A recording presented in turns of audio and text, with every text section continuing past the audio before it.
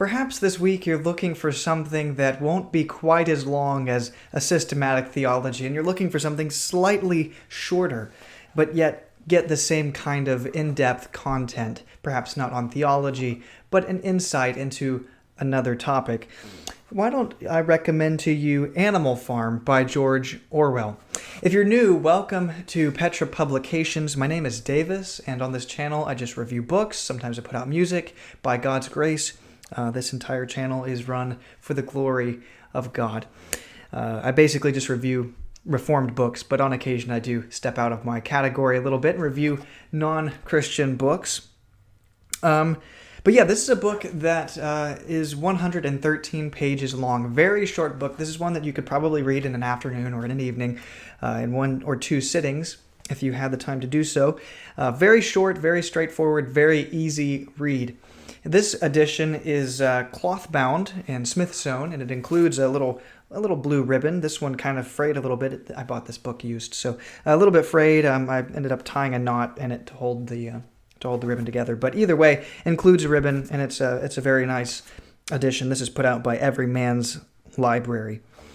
I did forget to mention that it's 113 pages, but that includes 2 appendixes. So you're looking at really a book that's much shorter than that. I believe the total book is, it's 93 pages total. So very short volume. But let me give some info here on the author, George Orwell, or his real name is Eric Arthur Blair. He was born on June 25th of 1903 and died on January 21st of 1950.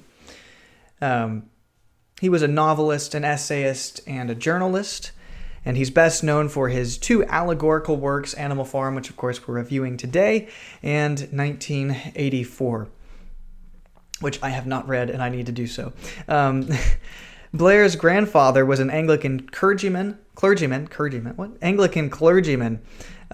He also spent several years, I can't talk for some reason, he spent several years as a teacher, during which time he continued to write his books.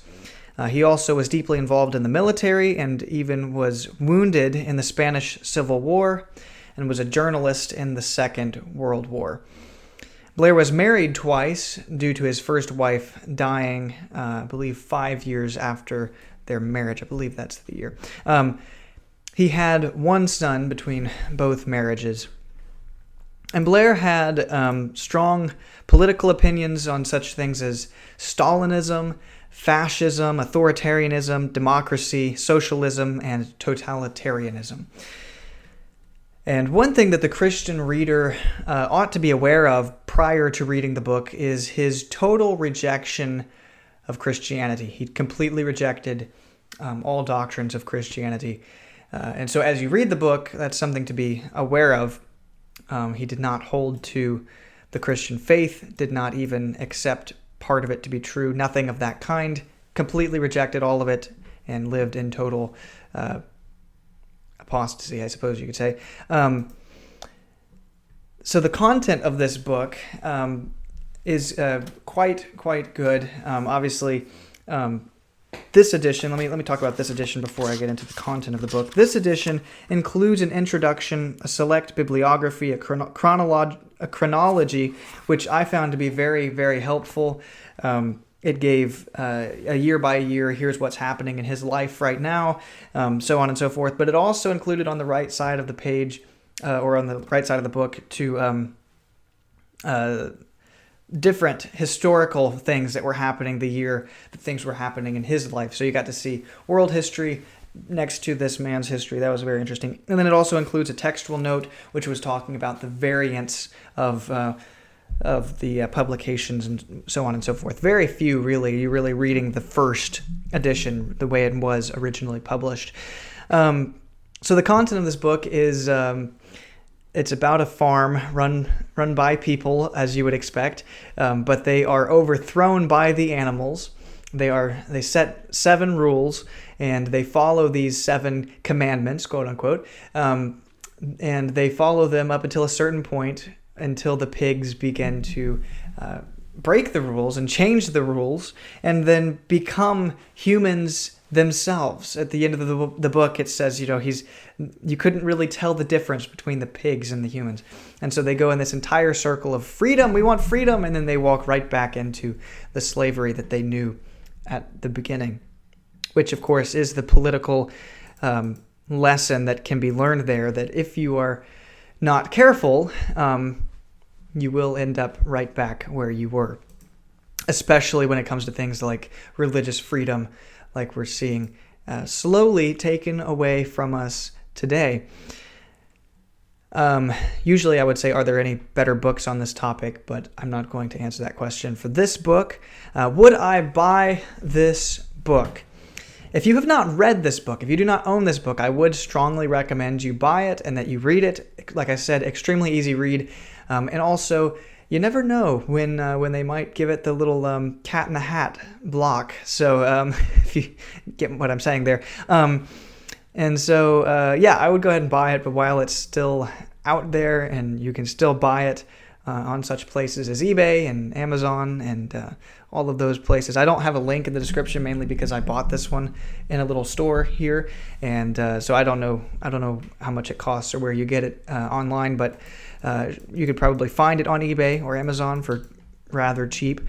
But I would also give a caution, of course, and caution should be taken as Christians. We should be using caution. We should be very careful about what we are intaking and putting into our minds. But overall, this is a harmless book. It teaches the reader to use good judgment when it comes to government, and also gives a warning to everyone about freedom and about what it truly means to be free and how we maintain freedom.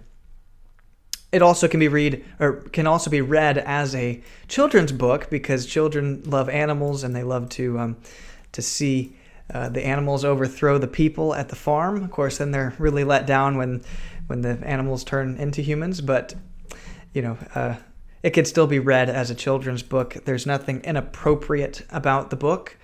It's all very straightforward and family friendly. But again, caution should be used when reading it. I don't believe I have anything. I don't have any quotes or anything today, so this was a short review, but it is a very short book, so I will leave it there. I do hope that this review was helpful to you in some shape, way, or form.